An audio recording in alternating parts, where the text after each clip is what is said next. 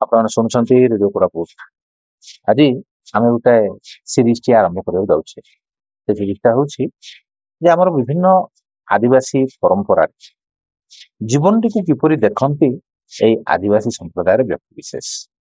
ତାଙ୍କର ପୂଜା ପଦ୍ଧତି କଣ, ତାଙ୍କର ବିଶ୍ୱାସ କଣ, ତାଙ୍କର ଜନ୍ମ ଉପରେ କଣ ବିଶ୍ୱାସ, ମୃତ୍ୟୁକୁ ସେମାନେ କିପରି ଦେଖନ୍ତି, ମୃତ୍ୟୁ ପରର ଜୀବନକୁ ସେମାନେ କିପରି ଭାବରେ ଅନୁଭବ କରନ୍ତି, ଆଉ ତାଙ୍କର ଜୀବନଚର୍ଯ୍ୟା ଭିତରେ ପ୍ରକୃତି କେତେ ଦୂର ସଂଶ୍ଳିଷ୍ଟ ହେଇଛି, ଏ ସବୁ ସମ୍ପର୍କରେ ଆମେ କଥାବାର୍ତ୍ତା କରିବା। ଆଜି କଥାବାର୍ତ୍ତା କରିବା ପାଇଁ ଆମ ପାଖରେ ଅଛନ୍ତି ଶ୍ରୀ ମଦନ କିର୍ସାନୀ, ଯିଏକି ଜଣେ ପରଜା ଆଦିବାସୀ ସମ୍ପ୍ରଦାୟର ଜଣେ ଯୁବକ ଏବଂ ସେ ସମ୍ପର୍କରେ ଯାହା ଜାଣିଛନ୍ତି, ସେ ଯାହା ଅନୁଭବ କରିଛନ୍ତି, ସେ ଯାହା ତାଙ୍କର ପିତୃପୁରୁଷଙ୍କ ଠାରୁ ଶୁଣିଛନ୍ତି, ବାପା ଅଜାଙ୍କ ଠାରୁ ଶୁଣିଛନ୍ତି, ସେ ସବୁ ସମ୍ପର୍କରେ ତାଙ୍କ ଠାରୁ ଜାଣିବା। ତେବେ ଏଇ ଯୋଉ ପଡକାଷ୍ଟଟା ଆମର ଚାଲିଛି, ସେଥି ଭିତରେ ଆମେ ଶ୍ରୋତାମାନଙ୍କୁ ଏକଥା ଜଣେଇଦେବାକୁ ଚାହୁଁ ଯେ ନା ମୁଁ ସବୁ କିଛି ଜାଣିଛି, ନା ମଦନ ଭାଇ ସବୁ କିଛି ଜାଣିଛନ୍ତି। ଆମେ କେବଳ ପରସ୍ପରର କଥାବାର୍ତ୍ତା ମାଧ୍ୟମରେ, ପରସ୍ପର ଭିତରେ ସମ୍ବାଦ ମାଧ୍ୟମରେ ଆମେ ଜାଣିବାକୁ ଚେଷ୍ଟା କରୁଛୁ ଯେ ବାସ୍ତବରେ ଆଦିବାସୀର ଜୀବନଯାତ୍ରା କଣ। ତେଣୁ ୟାକୁ ଶେଷ ବୋଲି କେହି ଧରିଦେବେ ନାହିଁ। ୟାକୁ ଆଧାର କରି ଆପଣ ଯଦି ଆହୁରି କିଛି ତଥ୍ୟ ଯୋଗାଇ ଦେଇପାରିବେ, ତେବେ ନିଶ୍ଚିତ ଭାବରେ ଆମର ଶ୍ରୋତାମାନେ ଲାଭବାନ ହେବେ। ତେଣୁ ଆସନ୍ତୁ ଶୁଣିବା ଯେ ଆଦିବାସୀ ଜୀବନଚର୍ଯ୍ୟାରେ, ବିଶେଷ କରି ପରଜା ସମ୍ପ୍ରଦାୟରେ ତାଙ୍କର ଜନ୍ମଠାରୁ ମୃତ୍ୟୁ ପର୍ଯ୍ୟନ୍ତ ଏଇ ଯୋଉ ଚିନ୍ତାଧାରା, ଚେତନା, ସେ ସବୁ ସମ୍ପର୍କରେ ଆମେ ମଦନ କିର୍ସାନୀ ଭାଇଙ୍କ ସହିତ ଆମେ କଥାବାର୍ତ୍ତା କରିବା। ତାଙ୍କର ଏଇ ଗାଁଟି ହଉଛି କୋରାପୁଟ ନିକଟସ୍ଥ ମାଛଡ଼ା ଗାଁ। ତେଣୁ ଆଦିବାସୀ ଜୀବନ ସହିତ ନିଜକୁ ସଂଶ୍ଳିଷ୍ଟ କରିଛନ୍ତି, ନିଜେ ବି ଆଦିବାସୀ ଏବଂ ଆଦିବାସୀ ପରମ୍ପରାରେ ଚାଷ ମଧ୍ୟ କରିଚାଲିଛନ୍ତି, ଏକ ସଫଳ ଚାଷୀ ଏବଂ ତା ସହିତ ଜଣେ ଶିକ୍ଷିତ ଯୁବକ। ତେଣୁ ତାଙ୍କଠାରୁ ଆମେ ଶୁଣିବା ଏବଂ ପରବର୍ତ୍ତୀ ପର୍ଯ୍ୟାୟରେ ତାଙ୍କର ଏଇ କଥାଟିକୁ ଆଧାର କରି ଆହୁରି ଅନେକ ବ୍ୟକ୍ତିଙ୍କ ଠାରୁ ମଧ୍ୟ ଶୁଣିବାର ପ୍ରୟାସ କରିବା। ତେବେ ଆରମ୍ଭ କରିବା ଆଜି ଏଇ କଥାବାର୍ତ୍ତା, ଏଇ ସମ୍ବାଦ ମଦନ କିର୍ସାନୀଙ୍କ ସହିତ, ପରଜା ସମ୍ପ୍ରଦାୟରେ ଜୀବନ ଯାତ୍ରା। ଭାଇ, ଆପଣଙ୍କୁ ଆମେ ସ୍ୱାଗତ କରୁଛୁ ରେଡିଓ କୋରାପୁଟକୁ। ଆପଣ କେମିତି ଦେଖୁଛନ୍ତି ପରଜା ସମ୍ପ୍ରଦାୟ ଭାବରେ? ପରଜା ସମ୍ପ୍ରଦାୟ ତାର ଗଠନ କେମିତି, ଆଉ ପରଜା କହିଲେ କେଉଁମାନେ ଏବଂ ତାଙ୍କର ଭାବନାଟା କଣ, ଏଇ ଜନ୍ମ, ଜୀବନ ଏବଂ ତାପରେ ମୃତ୍ୟୁ, ଏସବୁ ସମ୍ପର୍କରେ ଆପଣଙ୍କ ଠାରୁ ଆମେ ଜାଣିବା।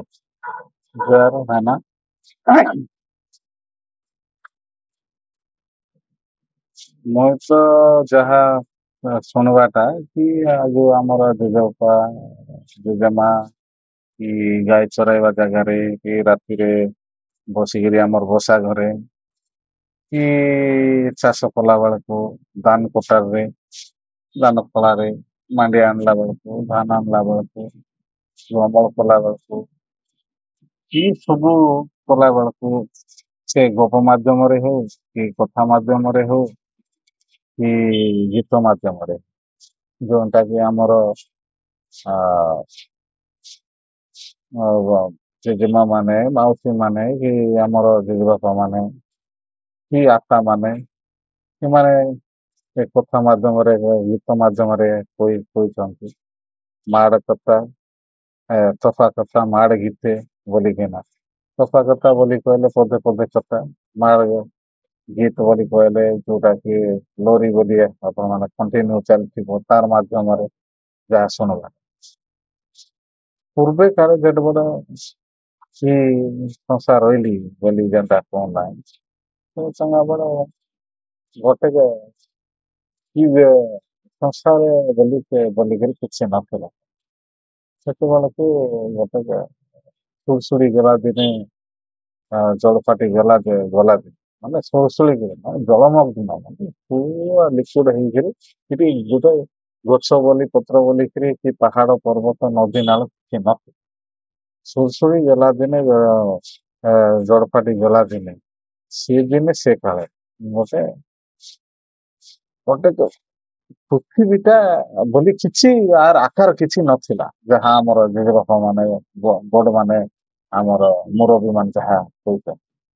ସେତେବେଳକୁ ଏମିତି ଚାରିଆଡେ ଜଳମଗ୍ନ, ଲିକୁଇଡ, ମାନେ ଯୋଉ କାଦୁଅରେ ଜଳ ନା ଆଉ କୌଣସି ଜଳ ହେଇକିରି, ତାପରେ ଯୋଉ ଆପଣ କାଦୁଅ ଯୋଉ ଲିକୁଇଡ ହେଉନାହାନ୍ତି କି ଆପଣ ପକୁଡି କାଦୁଅ, କଲା ବେଳେ ବି ହଁ, ଲିକୁଇଡ ହଁ, ଭଳିଆ ହଁ, ହେଇକିରି ଆଜି ପୁରା ଲତ ଲତ ଲତ ଲତ ଲତା ଲତା ଲତା ହେଇକିରି ମାନେ ସେଠି କୌଣସି ତରଳ ପଦାର୍ଥ ତରଳ ହେଇକି ସେଠି କୌଣସି ଜିନିଷ ଭାସି ପାରିବ ନାହିଁ କି ବୁଡି ପାରିବନି ସେ ଅବସ୍ଥାରେ ସେମିତି ରହୁ ରହୁ ଯାଉ ଯାଉ କାଳ ଗଲା ଯୁଗ ଗଲା ଏମିତି ଏକ ପାଟ ଦୁଇ ପାଟ ବୋଲି କହିଲେ ସେ ଗୋଟେ ମଣିଷ ବଞ୍ଚିବାକୁ ଗୋଟେ ପାଟ ବୋଲି କହୁଛୁ ଦୁଇ ପାଟ ତିନି ପାଟ ଚାରି ପାଟ ଛଅ ପାଟ ଗଲା ପରେ ସେଟା ସେଠି ଗୋଟେ ପୃଥିବୀ ଗୋଟେ ତିଆର ହେଇଲି ବୋଲି ଆମର ମୋର ଅଭିମାନ କହିବାର ହେଲେ ସେମିତି ହେଉ ସେଠି ମାନେ ତରଳଟା ଧୀରେ ଧୀରେ ଧୀରେ ଧୀରେ ଧୀରେ ଧୀରେ କଠିନ ହେଲା। କଠିନ ହେଇକିରି ସେଠି ଗଛ ହେଲା ପତ୍ର ହେଲା ନଦୀ ହେଲା ନାଳ ହେଲା ସେ ଭିତରେ ଗୋଟେ ମଣିଷ ଜନ୍ମ ସିଧାସଳଖ ସିଧାସଳଖ ସେ ଭିତରୁ କେମିତି ହେଇକିରି ସେ ଧୀରେ ଧୀରେ ଧୀରେ ଧୀରେ ସେ ଭିତର ମଣିଷ ମାନେ ଜନ୍ମ ନାରୀ ଜନ୍ମ ହେଲା ସେ ଭିତର ଗୋଟେ ବେଣୀ ଗୋଟେ ଭାଇ ଦୁଇ ଭାଇ ଭଉଣୀଟା ଜନ୍ମ ବାହାରିଲେ ଦୁଇ ଭାଇ ଦୁଇ ଭାଇ ଭଉଣୀ ଭାଇ ଭଉଣୀ ଜଣେ ଭାଇ ଭଉଣୀ ଭଉଣୀ ଦୁଇ ଭାଇ ଭଉଣୀ ଷୋଳ ନଗରା ଷୋଳ ଟୁମୁଣ୍ଡା ଦେହରେ କିଛି ନାହିଁ ମାନେ ଦେହରେ କିଛି ଲୁଗା କିଛି ଲୁଗା ତ ନଥିଲା। ଷୋଳ ନଗରା ଷୋଳ ଟୁମୁଣ୍ଡା ମାଟି କାହିଁକିରି ପାଣି କାହିଁକିରି ପବନ ଖାଇକିରି ବସିଥିଲେ କେତେ ବଡ ମାଟି କେତେ ବଡ ପାଣି କେତେ ବଡ ପବନ ସେତେବେଳକୁ ବିଶ୍ୱାସ ଅଛି କି ଅନ୍ୟ ପ୍ରାଣୀ ମାନେ ମଧ୍ୟ ଥିଲେ ବୋଲି ନାଇଁ ତାଙ୍କର କିଛି ବୋଲେ ମାନେ ପ୍ରଥମ ହଉଛନ୍ତି ମଣିଷ ମଣିଷ ବୋଲି ମାନେ ଗଛ ଲତା ଥିଲେ ଗଛ ଗଛ ଲତା ଥିଲେ ତାର ସଙ୍ଗେ କିନ୍ତୁ ମଣିଷ ମାନେ ପଶୁ ବୋଲି କହିଲେ ପ୍ରଥମେ ମଣିଷ ଏକା ହେଲା। ମଣିଷ ଜନ୍ମ ହେଲା ଗଛ ପତ୍ର ତାର ସହିତ ଜନ୍ମ ହେଲା ପରେ ଷୋଳ ଡୁଙ୍ଗା ଷୋଳ ନଗରା ମାନେ ଷୋଳ ବୋଲି କହିଲେ ସମ୍ପୂର୍ଣ୍ଣ ଭାବରେ ଉଲଗ୍ନ ଅବସ୍ଥାରେ ସେ ଭାଇ ଆଉ ଭଉଣୀ ଜନ୍ମ ହେଲା ପରେ ଖାଉ ଯେଉଁ ଖାଇବାଟା ମଧ୍ୟ ସେମାନେ କେତେ ବଡ ମାଟି ଖାଏ ପବନ ଖାଏ କେତେ ବଡ ଡାଡ ଖାଏ ମାଡ ଖାଏ ବୋଲି ଯାହା ଥିଲା ଯୋଉଟା ମିଳିଲା ସେମିତିରେ ବଞ୍ଚେଇକରି ସେମାନଙ୍କର ଲାଜ ବୋଲି କିଛି ନଥିଲା ସିଏ କଣ ବୋଲି ଭାଇ ଭଉଣୀ ତ ଭାଇ ଭଉଣୀ ସେମିତି ମଣିଷ ମାନେ ବଞ୍ଚୁ ରହୁ କାଳ ଯୁଗ ଧରିକି ରହିଲା ପରେ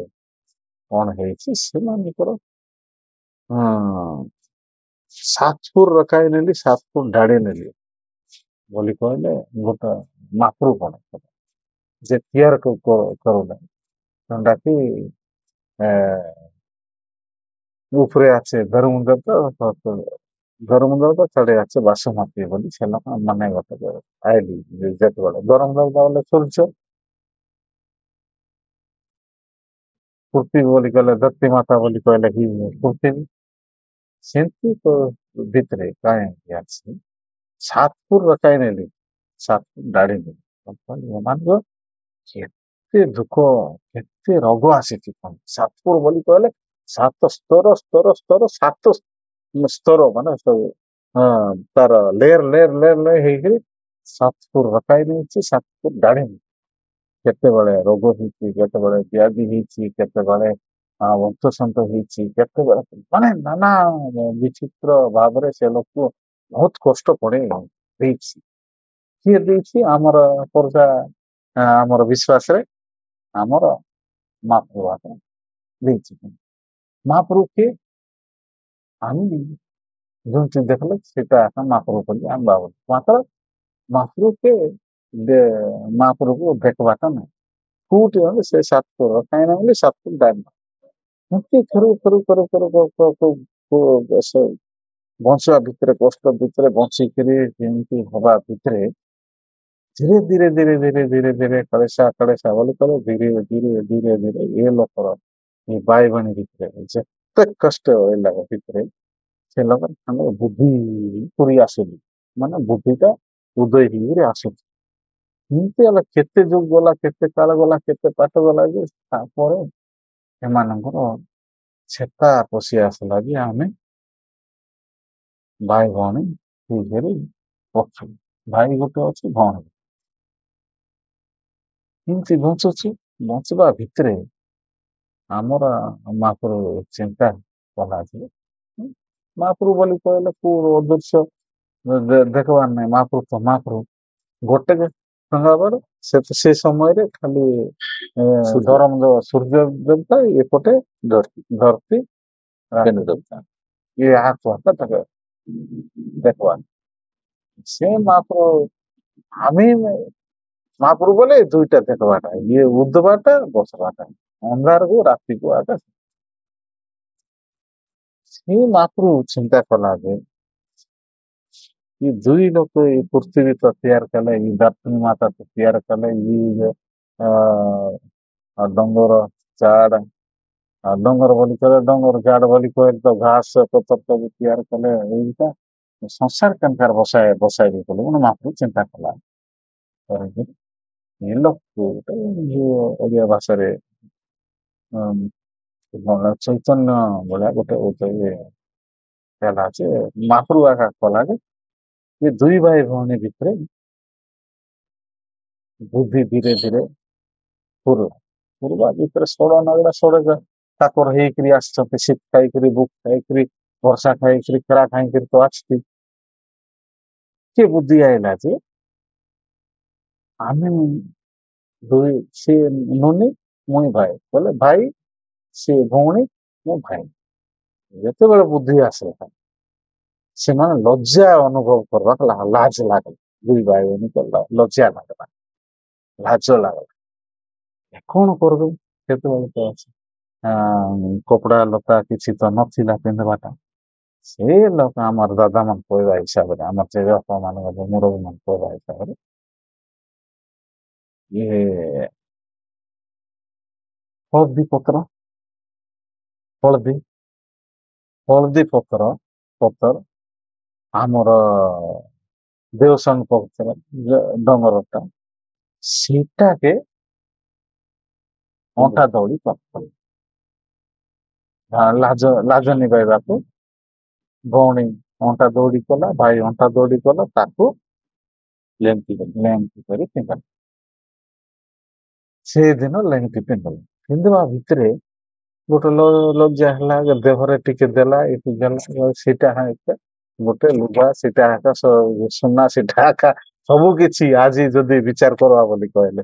ବହୁତ ବଡ ସମ୍ପତ୍ତି ଭଳିଆ ସେମାନଙ୍କୁ ମିଳେ ଏମିତି ଖାଇବା ବଞ୍ଚିବା ଭିତରେ ଏମିତି ହେଉ ମାନେ କହିଲେ କଥା ଗାଇଲେ ଗୀତ ଏଟା ଶୀଘ୍ର ଚିହ୍ନବ ନା ଘରକୁ ଆହୁରି ମହାପୁରୁ ଚିନ୍ତା କଲା ଭାଇ ଭଉଣୀ ହେଇଗଲେ ସଂସାର କେମିତି ତିଆରି ସଂସାର ତ ହେବାର ଅଛି ଦୁଇ ଜଣଙ୍କ ସାରା ଏଡେ ବଡ ପୃଥିବୀର ତ ରହିବାର ଅଛି ଲୋକ ଏ ଏଇ ପୃଥିବୀ ଭିତରେ କେବଳ ଦୁଇଟା ଗୋଟେ ନାରୀ ଗୋଟେ ପୁରୁଷ ହିଁ ଜନ୍ମ ହେଇଛନ୍ତି ସେଇଟା ବି ଦୁଇ ଭାଇ ଭାଇ ଭଉଣୀ କେମିତି ସଂସାର କରନ୍ତି ଆହୁରି ଥରେ ସେମାନଙ୍କୁ ବିଭିନ୍ନ ପ୍ରକାର ସାତପୁର ଖାଇଲି ସାତପୁର ଡାଲି ଆହୁରି ହଇରାଣ କଲା ତାପରେ କରୁ ପଚାରିଲା ସିଏ କୁ ଜାଣିପାରୁଥିଲେ ସେ ଭାଇ ସେ ଭଉଣୀ ସେ ଭାଇ ଏ ଭଉଣୀ ଏ ଭାଇ ଭଉଣୀର ମୁଣ୍ଡକୁ ମାନେ ମାଇଣ୍ଡକୁ ଏମିତି ଭାବରେ ପରିବର୍ତ୍ତନ କଲା ଯେ ମହାପ୍ରଭୁ ସେ ଦୁଇ ଭାଇ ଭଉଣୀ ଭିତରେ ଏକା ଘର ସଂସାର କଲେ ଘର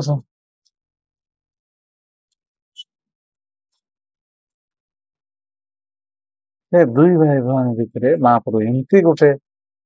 ଛଳନା କଲା ଯେ ସେମାନଙ୍କୁ ଏମିତି ଗୋଟେ ବୁଦ୍ଧି ଭ୍ରଷ୍ଟ କରିଦେଲା ଯେ ଭାଇ ଭଉଣୀକୁ ଭାଇ ଭଉଣୀକୁ ଚିହ୍ନି ପାରିଲାନି ଭାଇ ଭଉଣୀକୁ ଚିହ୍ନି ପାରିଲାନି ଭଉଣୀ ବି ଭାଇକି ଚିହ୍ନି ପାରିଲା ତାଙ୍କର ଭିତରେ ସାଂସାରିକ ଜୀବନ ମାନେ ତାଙ୍କର ଶାରୀରିକ ସଂଯମତା ରହି ବସିଲେ ତାପରେ ସେଇଠୁ ଆମର ନାର ମଣିଷ ଜନ ମଣିଷ ବୋଲେ ନର ମଣିଷ ନାରୀ ମଣିଷ ସେଠୁ ଏ ମଣିଷ ଜନ୍ମ ଆରମ୍ଭ ହେଲା ସେଇଠୁ ଆରମ୍ଭ ଗୋଟିଏ ଦୁଇଟା ବା ସେ ମଣିଷର ଗୋଟେ ନାରୀ ଗୋଟେ ପୁରୁଷର ସଂସାର ମଣିଷ ଜନ୍ମ ହେଲା ବୋଲି ଆମେ ମୁରବୀ ମାନେ କହନ୍ତି ସେଇଠୁ କରିବା ଭିତରେ ଏମିତି କରୁ କରୁ କରୁ କରୁ ବହୁତ ଗୁଡାଏ ଆମର ଜନ୍ମ ହେଲେ ବା ପୁରୁଷ ଜନ୍ମ ହେଲେ ନାରୀ ଜନ୍ମ ହେଲେ ପିଲା ଛୁଆ ଏମିତି ବହୁତ ସଂଖ୍ୟାରେ ଜନ୍ମ ହେଲା ପରେ ବିଭିନ୍ନ ପ୍ରକାର ସେଠୁ ଜାତି ଗୋତ୍ର ସେଠୁ ଜନ୍ମ ହେଇ ହୁଁ, ହଁ ସେ ବିଷୟ ତାପରେ ଆମେ ଜାଣିବାକୁ ଚାହିଁବା ଯେ ବାସ୍ତବରେ ତ ଜନ୍ମ ତ ନେଲେ କିନ୍ତୁ ଭଗବାନ ତାଙ୍କୁ କାହିଁକି ଜନ୍ମ କଲେ କାହିଁକି ସେମାନେ ଜନ୍ମ ହେଲେ ବୋଲି ଭାବୁଛନ୍ତି ଆମେ ନାଇଁ, ଏଇଟା ଆମର ମହାପୁରୁ ଯେତେବେଳେ ଏମାନଙ୍କୁ ଗଲା ଆମର ବିଶ୍ୱାସ ଯେ ଏ ତ ଆ, ପ୍ରଜା କୁଳର ଆମର ମଣିଷର ବିଶ୍ୱାସ ଯେ ଆମକୁ କାହିଁକି ଭାଇ ଭଉଣୀକେ ଘେର କରି ଏ ସଂସାରଟା କାହିଁକି ତିଆରି କଲା ହେଲେ ଆମର ବିଶ୍ୱାସ ଅଛି ଯେ ଆମେ और ଭାବନା ଏଠି ଅଛି ଯେ ମହାପ୍ରଭୁ ଯଦି ତିଆରି କଲା ବୋଲି ହେଲେ କଣ ପାଇଁ ମହାପ୍ରଭୁ ତାକୁ କିଏ ପୂଜା ପାଠ କରନ୍ତି ମୋ କିଏ ଭୋଗ ଦେଇଛି ମୋ କିଏ ଆଧାର ଦେଇଛି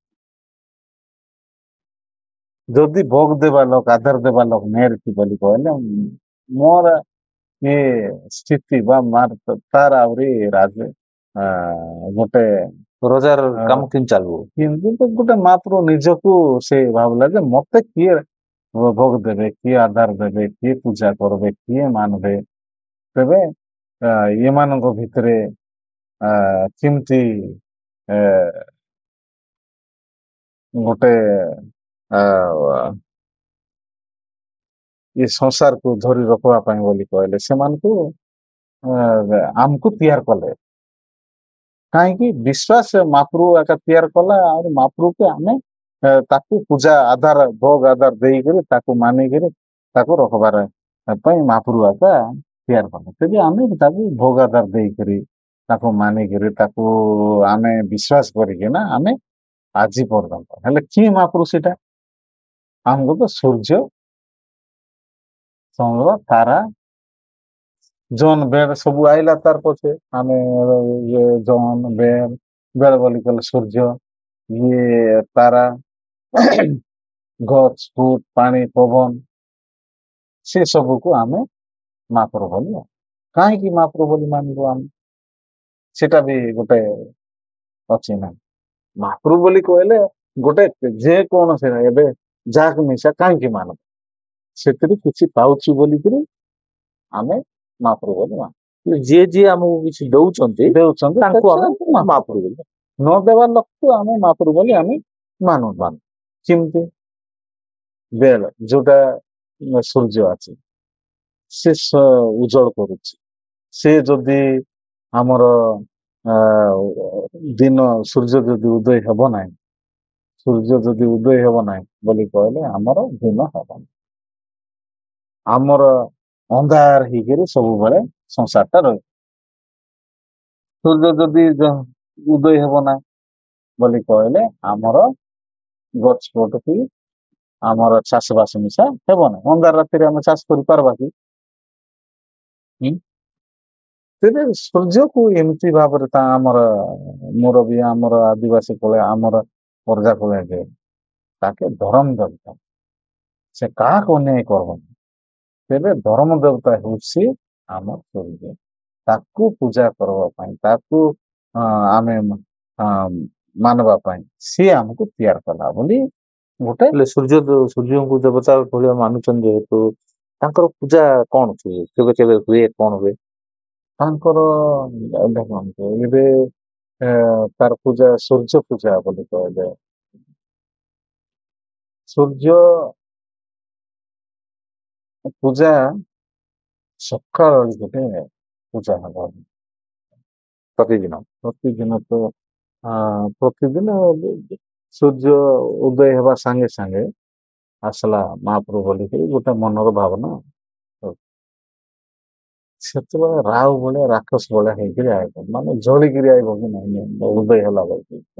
ରାଉ ହେଇକି ବଡଟା ହେଇଯାଏ ବଡ ହେଇକିରି ଆଇବ ସେଟା ରାଉ ଭଳିଆ ରାକ୍ଷସ ଭଳିଆ ହେଇକିରି ଆଇବ ସେ সময়ଟା ଆମେ ଯଦି ସୂର୍ଯ୍ୟକୁ କଅଁଳା ବେଳା ଦେଖବା ସେ ସମୟରେ ଯଦି ଆମେ ଦେଖବା ସ୍ମରଣ କରବା ମୁଣ୍ଡିଆ ମାରବା ମାନବା କି ସେ ସମୟରେ ଯଦି ଆମେ ଯାଇକରି ବିହନ ପକେଇବା ଆମର ପ୍ରାୟ ସକାଳ କି ନାଇଁ ତାର କଅଁଳିଆ ଟାଇମରେ ସେ ତିତିରୁ ଉଦୟ ହେଇକିରି ଆଇଲା ବେଳକୁ ହଳ ଆମେ ଜଡ଼ବାର ଅଛି ବୋଲି କହିଲେ ହଳ କରିବାକୁ ଯିବୁ କି ବିହନ ପକେଇବୁ ତେବେ ତାର ଦୃଷ୍ଟି ପଡ଼ିଲେ ସେ କୌଣସି ଏ ସଂସାରର ଅସୁବିଧା ଯେତେ ହବ ନାହିଁ। ପ୍ରକାର ନେଗେଟିଭ ଜିନିଷ ଜିନିଷ ଆମର ସେଗୁଡାକ ଉପରେ ପଡବ ପ୍ରଭାବ ପଡବ ମାନେ ନାସ୍ତିକ ଅଛି ସୂର୍ଯ୍ୟଙ୍କୁ ନେଇକି ସ୍ୱତନ୍ତ୍ର କିଛି ପୂଜା ଅଛି ନା ପୂଜା ସୂର୍ଯ୍ୟକୁ ନେଇକିରି ସ୍ୱତନ୍ତ୍ର ପୂଜା ବୋଲି କଲେ ଏବେ ଆମେ ଜନ୍ମ ହଉଛୁ କୋଉ ବେଳ ଗୋଟେ ଶନି ବୋଲି ଆମର ଗୋଟେ ଅଛି ଶନି ରାव ବୋଲି ସେ ସମୟରେ ଗୋଟେ ଆମର ଗୁରୁମାଇ ମାନେ ବିଷାରୀ ମାନେ ଆମର ମା ବାପା ମାନେ କୋଉ ବେଳାରେ କୋଉ ଜାଗାରେ ଆମର ଗୋଟେ ଅଛି କୋଉ ସମୟରେ କୋଉ ନକ୍ଷତ୍ରରେ ସେଇଟା ବି ଆମର ଲିଖିତ ଆକାରରେ ନାହିଁ କିନ୍ତୁ ଗୋଟେ ତାଙ୍କ ଆମର ହାତ ଗଣତି ମନର ଗଣତି ଗୋଟେ ଅଛି ତାର ବେଳ କାଳ ସବୁ କୋଉ ବେଳାରେ ଜନ୍ମ ହେଲେ ପିଲା ଭଲ କୋଉ ବେଳାରେ କାର ଦୋଷ ଲାଗିଛି ରାଉର ଦୋଷ ଲାଗିଛି କି ଶନିର ଦୋଷ ଲାଗିଛି କି ସେଟା ଯଦି ଶନି କି ରାଉର ଦୋଷ ଲାଗିଥିବ ବୋଲି କହିଲେ ସମାନ ସକାଳ ପୁରା ରାଉ ରତାକ ଭଳିଆ ଜନ୍ମ ହେଇଥିବ ସେଟା ଗୋଟେ ଶୀତଳ ଭୋଗ ବୋଲି ବି ଅଛି ଆହୁରି ବଳି ବି ଅଛି ଦୁଇ ପ୍ରକାର ଅଛି ହେଲେ ଶୀତଳ ଭୋଗ ବୋଲି କହିଲେ ଫୁଲ ପାନ ଦୁଧ କଦଳୀ ଏ ସବୁ ନେଇକିରି ସେ ମୁହୂର୍ତ୍ତରେ ତାର ଆ ଗଣ୍ଡା ତାର ଯୋଉ ଗାର ଯାକ ଅଛି ଇଏଟା ଆପଣ ଇଏ କଣ ଜଟି ଭଳିଆ ପକଉଛନ୍ତି ଏଟାକୁ ଆମେ ତାର ଯନ୍ତ୍ର ହୁଁ, ଯନ୍ତ୍ର ଗୋଟେ ପକେଇବା। ଯନ୍ତ୍ରକୁ ଆମେ ପକେଇଦଉ ସୂର୍ଯ୍ୟ ସେ ଟାଇମରେ କୋଉ ଏ, ଗଣ୍ଡା ପଡବ 7 ଘଣ୍ଟା ପଡବ କି 3 ଘଣ୍ଟା ପଡବ କୋଉ ହିସାବରେ ପଡବ କୋଉ ଏ ସବୁ ଆମର ପ୍ରଜାକୁଳ ଅଛି ଆମର ବିଷାରୀ ମାନେ ପୂଜାରୀ ମାନେ ଗୁରୁମାଇ ମାନେ ମା ମାନେ ସେଟା ସବୁ ଜାଣନ୍ତି ସେଟା ନେଇକିରି ବାହାରେ ପଥର ଉପରେ ହେବ କି ପଥର ଉପରେ ହେବ କି ଖାଲି ଚଟାଣ ଉପରେ ପଥର ଚଟାଣ ଉପରେ ହେବ କି ନଦୀ ପାଖରେ ହେବ କି ଝର ପାଖରେ ହେବ କି ଏ ସବୁ ସୂର୍ଯ୍ୟ ଉଦୟ ଟାଇମରେ ଗୋଟେ ସେଟା ହେବ ପୂଜା ମାନେ ସେ ଶାନ୍ତ ହେଇଯିବ ଆଉ ଯୋଉ ପିଲା ଜନ୍ମ ହେଇଥିବେ କି ବିବାହ ପାତି ହେବାର ଅଛି କି ଯାହାବି କରବାର ଅଛି କି ଯେକୌଣସି ଘରର ଅନ୍ୟାନ୍ୟ ଖରାପ ପ୍ରଭାବ ଥିବ ବୋଲି କହିଲେ ସେ ସମୟରେ ସେଟା କଟିଯିବ ରାହୁ କଟିଗଲା ଶନି କଟିଗଲା ବୋଲି ସେଟା କୁହାଯିବ ସେଟା ସୂଚଳ ହବ ବୋଲି କହିବେ ଯୋଉଟା ଦୁଧ କଦଳୀ ଆମର ଲିଆ ମୁଆଁ ଦେଇକିରି କରୁ ଆମେ ଆଉ ଗୋଟେ କେତେ ସେଟା ବଳି ତଥା ତା ଆଗରୁ ଚାଲିଛି ନାଇଁ ତାକୁ ରାୟକୁ ରକ୍ତ ଦେବାର ଅଛି ବୋଲି କହିଲେ ଛେଳି ବି ଦେଇପାରନ୍ତି କେତେବେଳେ ମେଣ୍ଢା କେତେବେଳେ ଦେଇପାରନ୍ତି ଆଉ କେତେବେଳେ ଆମର ବଡ ଯାତ୍ରା ହେଲେ ପୋଖରୀ ସେଟା ତ ଅଲଗା ବାହାନି ସୂର୍ଯ୍ୟର କଥା କେତେବେଳେ ମେଣ୍ଢା ବି ଆଉ କେତେବେଳେ ଘୁଷୁରୀ ବି ଏମିତି କୁକୁଡାରେ ବି ଗୋଟେ ଚେଣ୍ଡବ ସେଟା ପୂଜା ଗୋଟେ ତାପରେ ଭବିଷ୍ୟତରେ ଅସୁବିଧା ହେବ ବୋଲି କହିବାନି ତାକୁ ସୂର୍ଯ୍ୟ ଦେବ ସହିତ ରାହୁ ସହିତ ଶନି ସହିତ ଗୋଟେ ପ୍ରଥମେ ବିବାହ ହେବ ଯୋଉଟା କି ବାଟ ବିବାହ କହିଛି ଗୋଟେ ତ ସମାନ 12ଟା ବେଳକୁ ସୂର୍ଯ୍ୟ ପୁରା ମୁଣ୍ଡ ଉପରେ ଥିବ ମୁଣ୍ଡ ଉପରେ ବୋଲି କହିଲେ ଆମର ପାଦଟା ମୁଣ୍ଡରେ ମାଡବା ଆପଣ କେବେ ଦେଖିଛନ୍ତି କି ନାହିଁ ପୁରା ମାଡବ ସେ ସମୟରେ ଫଟକିନା ସେ ପୂଜା ଆରମ୍ଭ ହେବାର ଅଛି ଛିଣ୍ଡବାଟା ବି ଅଛି ତେବେ ଆମର ଆଉ ଗୋଟେ ପାହାନ୍ତିଆ ରାତିରେ ସବୁ ଇଏ ନେଉତା ହେଇଥିବ ନେଉତା ବୋଲି କହିବୁ ବୁଝାମଣା ସବୁ ଦେଶକୁ ସଂସାରର ସମସ୍ତଙ୍କୁ ବୁଝାମଣା କରିଥିବେ ଆମର ଗୁରୁମାଇ ମାନେ ମାଇ ମାନେ ସବୁ ଇଏ ପୂଜାରୀ ବିଚାରୀ ମାନେ ଆଉ ସମାନ ପାହାନ୍ତିଆର ନାଚ ଗୀତ ତାର ମୃଦଙ୍ଗ ବାଜନା କରିକି ବାଟରେ ଚାମୁଣ୍ଡା କରିକି ସୂର୍ଯ୍ୟ ଯୋଉପଟେ ଉଦୟ ହେଉଥିବ ସେ ପୂର୍ବ ଦିଗରେ ଯାଇକି ସମାନ ସୂର୍ଯ୍ୟ ଉଦୟ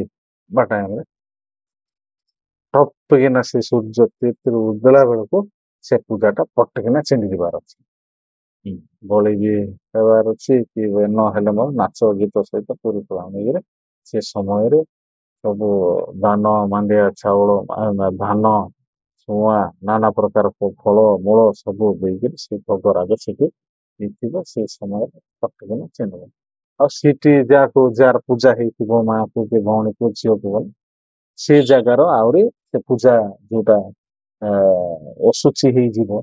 ସିଏଠୁ ଆଣିକିରି ଉଲ୍ଟି ନ ଦେଖିକିରି ସିଧା ଘରକୁ ପଳେଇ ଆସିବ ପିତା ଅଙ୍ଗା ପଙ୍ଗା ତାର କେତେ ପ୍ରକାର ବିଧି ଅଛି ଏମିତି ହେଇକିରି କରାଇବ ସେ ଭୋଗ ଆଉ ଆମର ଇଏ ଝିଅ ସେ ବୟସର ଝିଅ ମାନେ ଶୀଘ୍ର ରୋଷେଇ ରନ୍ଧା ହେବା ଖାଦ୍ୟ ପଦାର୍ଥ କିଛି ଖାଇବେନି। ଶୁଚି ଅଶୁଚି ହେଇଗଲା ରାଉଙ୍କର ଭୋଗ ବୋଲିକି ସେଟା ସୂର୍ଯ୍ୟଙ୍କର ଭୋଗ ଗରମ ଦେବତାର ଭୋଗ ବୋଲି ଖାଇବେନି। କିନ୍ତୁ ଇଏ ଆହୁରି ଗୋଟେ ହଉଛି ସୂର୍ଯ୍ୟ ଯେତେବେଳେ କାହିଁକି ପୂଜା କର ଆହୁରି ଗୋଟେ ଅଛି ଅସ୍ତ ଯିବାଟା ସେଟା ଗୋଟେ ଗୋଧୂଳି ବେଳା ବୋଲି ସେ ସମୟରେ ଆମେ ଗୋଧୂଳି ବେଳାରେ ଆମର କନ୍ୟା ଆଣୁ ଧର୍ମ ଦେବତା ଦେଖୁଛି ତାକୁ ଆକା ଆମେ ସାକ୍ଷୀ ରଖିକିରି ବସୁମତୀ ଅଛି ଧର୍ମ ଦେବତା ଅଛି ତାକୁ ସାକ୍ଷୀ ରଖିକିରି ଘର କନ୍ୟା ଆଣବାର ଅଛି ସେ ମାଗିକିରି ଆଣ କି ଜିତିକିରି ଆଣ କି ଉଦଲି ଆଣ କି ଯେମିତି ସେ ସମୟରେ ଗୋଧୂଳି ଟାଇମରେ ଯୋଉଟା ଆପଣ କହୁଛନ୍ତି ମହେନ୍ଦ୍ରା ବେଳା ନା କଣ ବୋଲି କହୁଛନ୍ତି ସେ ସମୟରେ ସୂର୍ଯ୍ୟ ଧୀରେ ଧୀରେ ଧୀରେ ଧୀରେ ଯାଉଥିବ ସେ ସମୟରେ ଆଣିକିରି ଘରେ ସିଏ କନ୍ୟା ହେଉ ଆମର ଧାନ ନୂଆ ଧାନ ହେଉ ସେ ସମୟରେ ଆଣିକିରି ପଶାଇବେ ଆଉ ସୂର୍ଯ୍ୟ ଉଦୟ ହେଲା ବେଳକୁ ବିହନ ପକାଇବା କାହିଁକି ସୂର୍ଯ୍ୟ ଉଦୟ ହେଲା ବେଳକୁ ସେ ଧର୍ମ ଦେବତା ଉଦୟ ହେଲା ବେଳକୁ ରାତିରେ ଯେତେ ମଶା ପୋକ ଜୋକ ସାପ ନାନା ଇତ୍ୟାଦି ପଶୁ ପକ୍ଷୀ ଜଙ୍ଗଲରେ ଥିବେ ବିଲରେ ଥିବେ ସୂର୍ଯ୍ୟ ଉଦୟ ହେଲେ ସେମାନେ ବାହାରେ ଆଉ ରହିବେ ନା ସେମାନେ ପଳେଇଯିବେ ସେଥିପାଇଁ ସକାଳ 7ଟା କି ପାହାନ୍ତିଆରେ ଏମିତି ସମୟରେ ଆମର ଯୋଗ ଅଛି ସେ ସମୟରେ ନେଇକିରି ଆମେ ବିହନ ଜମିରେ ବୁଣିବୁ ଆଉ ଅସ୍ତ ଯିବା ଟାଇମରେ ବିହନ ଆମେ ବିହନ ଜମିରୁ ଧାନ ମାଣ୍ଡିଆ ଆଣିବୁ ସିନା କି ଗାଈ ଗୋରୁ ବି ଆଣିବୁ କିଣିବା ଜିନିଷ କି ସୁନା କି ରୂପା କି ରସ ଯାହା ହାଣ୍ଡି ପାତଲି କି କିଣିକିରି ଆଣି ପକେଇବୁ କିନ୍ତୁ ଅସ୍ତ ସମୟରେ ଆମେ ବୁଣିବୁ କାରଣ ସେମାନେ ରାତିରେ ସରିବାକୁ ବାହାରବା ତେବେ କାତରା ବୋଲି କହିବେ କାତରବେ ଖାଇଦେବେ ସତ କଥା ସେ ସମୟରେ ବିହନ ବୁଣିବୁ ନାହିଁ ଏଇଟା ସୂର୍ଯ୍ୟଙ୍କୁ ସାକ୍ଷୀ ରଖିକିରି ଆମେ ସେ ସମୟରେ କେତେ ଜିନିଷ ଆଣିବୁ କରିବୁ ଆଉ କେତେ ଜିନିଷ ସୂର୍ଯ୍ୟକୁ ସାକ୍ଷୀ ରଖିକିରି ଆଉ ପୁରା ପୂର୍ଣ୍ଣିମା ରାତି ସମୟରେ ଘର ଜବରଦଖ ଘର ପ୍ରତିଷ୍ଠା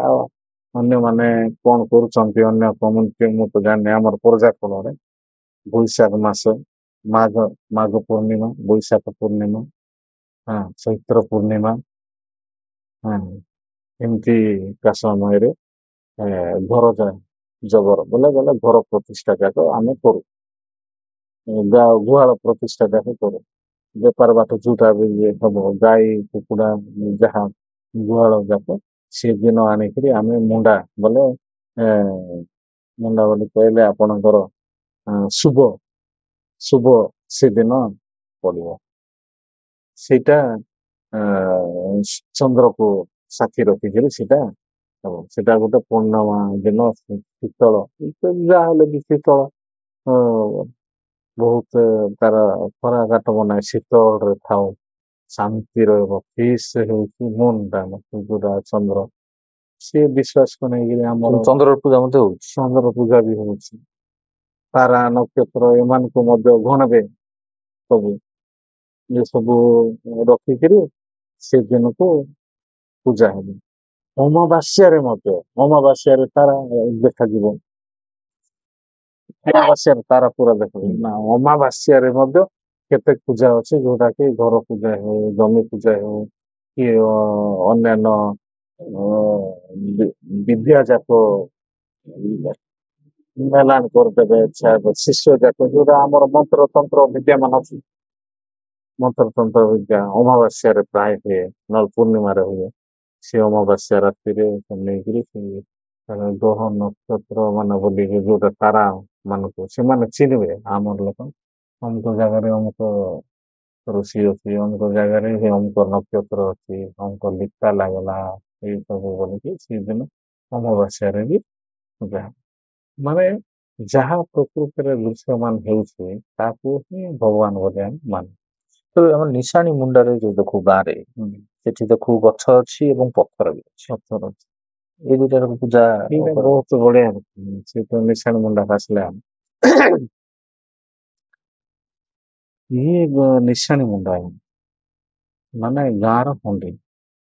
ଆମେ ଗୋଟେ ଜାଗାରେ ଯଦି ସେତେବେଳକୁ ଆମର ମାସରା ଗାଁରେ ସେ ଯୁଗରେ ସେ କାଳରେ ବହୁତ ଜାଗାରେ ଆମେ ଥିଲୁ କୋଉ ଜଙ୍ଗଲ ସେପଟେ କୋଲାର ବନ ପଟେ ସେପଟେ କୁଆଡେ କୁଆଡେ ଜଙ୍ଗଲ ମାନ ଅଛି ପର୍ବତ ଭିତରେ ବହୁତ ଜାଗାରେ ଆମେ ପର୍ଜା ଲୋକ ମଧ୍ୟ ଘର ଦ୍ୱାର କରିକିନା ବସିକିରି ଥିଲୁ। ବାଘ ଧରି ଛେକିରି ଖାଇବ ବାଘ ଉପଦ୍ରବ କୋଉଠି ତ ମରୁଡି କୋଉଠି ତ ସେ ସମୟରେ ଗୋଟେ ଧୂମା ବୋଲି ବିଶ୍ୱାସ ଅଛି ଯୋଉଟା ଭୂତ ପ୍ରେତ ବୋଲିକିରି ଥିଲା ତାର ଭୟରେ କି ବାଘ ଧରି ଖାଇବ କି ସାପ ମାରି ଖାଇବ କି ଚାଷ ବାସ ଠିକ ହେବ ନାହିଁ। ବହୁତ ଜଙ୍ଗଲ ଛାଡିଛୁ ବହୁତ ଜାଗା ଛାଡିକିରି ମାନେ ଆମର ଇଏ କୋରାପୁଟ ଆମର ଯାହା ଜେଜେବାପା ମାନେ କହିବା ହିସାବରେ ଏମିତି ହେଇକିରି ଆସୁ ଆସୁ ଆସୁ ଆମର ଗାଁରେ ମଧ୍ୟ ପ୍ରଥମେ ଏଠି ଆମର ଜମି ଅଛି ନିଶାଣୀ ମୁଣ୍ଡା ବୋଲିକିରି ସେ ବଗେଇ ପଦର ଦେଉଘାଟି ଆ ମଝିରେ ସେଠି ଅଛି। ଡବଲ ବ୍ରିଜ ବୋଲି କହୁଛନ୍ତି ସେ ଉପରକୁ ଆମେ କୁଆଡୁ ସେପଟୁ ଆସିଲୁ ମାନେ ଇଏ ଡ୍ୟାମ ପୋଲାଉ ଡ୍ୟାମ ସିଆଡେ ସେ ଦିଗରୁ କଣ ଧୀରେ ଧୀରେ ଆସିଲୁ ସେ ପାଖରେ ବଡକେରାଙ୍ଗା ବଡ ସେ ଭିତରେ ଗୋଟେ ଛଣା ବାଡ ମଶୁରୀ ବାଡ ଅଛି ଛଣା ମଶୁରୀ ସେଠି ଚାଷ କରୁଛନ୍ତି ବହୁତ କୋଉ ଯୁଗ କେତେ ଯୁଗ ସେଇଟା ମୁଁ ଆକ୍ଚୁଆଲି ତ ଆପଣ କରିପାରିବିନି ଲିଖିତ ଆକାର ତ ନାହିଁ ଆମର କିଛି ସେଠି ଆମ ଗାଁ ଏବେ ମଧ୍ୟ ଆମ ଜେଜେବାପା ଜେଜେମା ମାନେ କହିଛନ୍ତି କି ଆମ ବାପା ମାନେ ସେଠି ଗଲେ ତୁମର ପରିଚୟ ଦେବ ନାହିଁ ବୋଲି କହିଛନ୍ତି ସେ ଜାଗାରେ ଗଲେ ଆମେ ପରିଚୟ ଦେବୁ ନାହିଁ ମୁଁ ଆମକୁ କିର୍ସାନୀ ପିଲା ମାଟି କିର୍ସାନୀ କି ମୁଁ ମଦନ କାହିଁକି କଣ ପାଇଁ? ସେଟା ଛାଡିକିରି ସେଠି ଆମର ମହାପୁରକୁ ଛାଡିକିରି ଆସିଛୁ ଆମେ ସେଠି ସେ ଜାଗା ମାଟି ଛାଡିକିରି ସେଠି ଭଣଜା ଭଉଣୀ ମାନଙ୍କର ସହିତ କଣ ଗୋଟେ ପ୍ରକୃତିକର ଘଟଣା ଘଟିଲା ସେଥିପାଇଁ ଆମେ ଆ ଇଆଡେ ଆସିଲୁ ଆସିକିରି ସେ ଜାଗାରେ ଥିଲୁ ସେଇଠୁ ପୁଣି ବାଘ ଉପଦ୍ରବ ବହୁତ ହେଲା ପୁରୁଣା ନିଶାଣୀ ଆମର ସେଠି ଅଛି ସେ ବଗେଇ ପଦର ଲୋକ ମଧ୍ୟ ବଗେଇ ପଦର ପୁରୁଣା ଗାଁ ଅଛି ତାଙ୍କର ନିଶାଣୀ ମଧ୍ୟ ମୁଣ୍ଡା ଟା ହଉଛି ଆମର ପ୍ରାର୍ଥନା କ୍ଷେତ୍ର ନାଇଁ ପ୍ରାର୍ଥନା ସଭା। ସେଇଟା ଆସିଲା ପରେ ସେଠି ପ୍ରଥମେ ଯେତେବେଳେ ଆମେ ଆସିବୁ ସେ ତାର ମାଟିକୁ ପରୀକ୍ଷା ହବ ମାଟିକୁ ଦେଖା ହବ ଠିକ ଅଛି କି ନାହିଁ ଆମର ପାଇଁ ସୁଟ୍ ହେବ କି ନାହିଁ ଆମର ବାସ ଉପଯୋଗୀ ହେଇପାରିବ କି ନାହିଁ ଆମର ଚାଷ ଉପଯୋଗୀ ହେଇପାରିବ କି ନାହିଁ ଆମର ଚାରିପଟେ ପାରିପାର୍ଶ୍ୱିକରେ ଆମ ପରିବେଶ ଏଟା କେମିତି ରହିବ ଆମ ଷ୍ଟଡି କରାଯାଏ କଲା ପରେ ସେ ମାଟିକୁ ଆଣିକିରି ନା ଆମେ ସେ ଘର କରୁଛୁ ବା ଗାଁ ବସିବୁ ନିଶାଣୀ ମୁଣ୍ଡା ଯେତେ କରିବୁ ବୋଲି କହିଲେ ସେ ମାଟିକୁ ଆଣିକରି ଆମେ ସେ ଏମିତିକା ପୂର୍ଣ୍ଣିମା ଦିନ ହେଇଥିବ କି ବାର ହେଇଥିବ ଆମର ବିଷୟରେ ଆମର ପୂଜାରୀ ଗୁରୁମାଇ ମାନେ ଜାଣନ୍ତି ସେ ସବୁ ଆଣିକରି ସେ ସମୟରେ ସିଏ ଦିନ 12ଟା ବେଳେ କିଏ ନଥିବେ ଲକ୍ଷ୍ମୀ ନଥିବେ ସେ ସମୟରେ ଯିବେ ଯାଇକରି ସେ ମାଟି ମାଟି ଆଣିକିରି ଆମେ ଶୋଇଲା ବେଳକୁ ମୁଣ୍ଡ ତଳେ ଆମେ ରଖିକିରି ଆମେ ଶୋଇବୁ ଆମେ ମାନେ ଆମର ଯିଏ ଶୋଇବା କଥା ଧରିକିନି ଶୋଇବ ତାକୁ ସ୍ୱପ୍ନ ହେବ କି କଣ କିଛି ହେବ ନାହିଁ କି ଭୟ ବିଜାତ ହେବ ସେ ଅନୁସାରେ ସେ ମାଟିର ଗୋଟେ ଇନଫରମେସନ ଦେବ କଣ ସୂଚନା ଦେବ ଯେ ଏଇଟା ତୁମେ ଏଠି ରହିପାରିବ। ସେଠି ଯାଇକରି ସେ ଅନୁସାରେ ଆମେ ସେ ଜାଗାରେ ଆମେ ଯୋଗ ବାର ଦେଖିକରି କୁକୁଡ଼ା ପ୍ରଥମ କୁକୁଡ଼ା ଯେତେବେଳେ ଆସିବ ଡାକିବ ସେ ସମୟରେ ଯାଇକି ଗାଈ ପିଇ ନଥିବ ଛୁଆ ଭିତର ପାଣି ମାନେ ଝରଣା ପାଣି ଅଣା ହେବ। ବିଭିନ୍ନ ପ୍ରକାର ତାର ସିଷ୍ଟମ ଅଛି। ସେ ସମୟରେ ଆଣିକରି ସେଠି ଖଣ୍ଡିଟା ବସିବ ମାରିବ ମରା ହେବ ଖୁଣ୍ଟଟା ପୋତିବ ପଥର ବି ହେବ କି ଆମର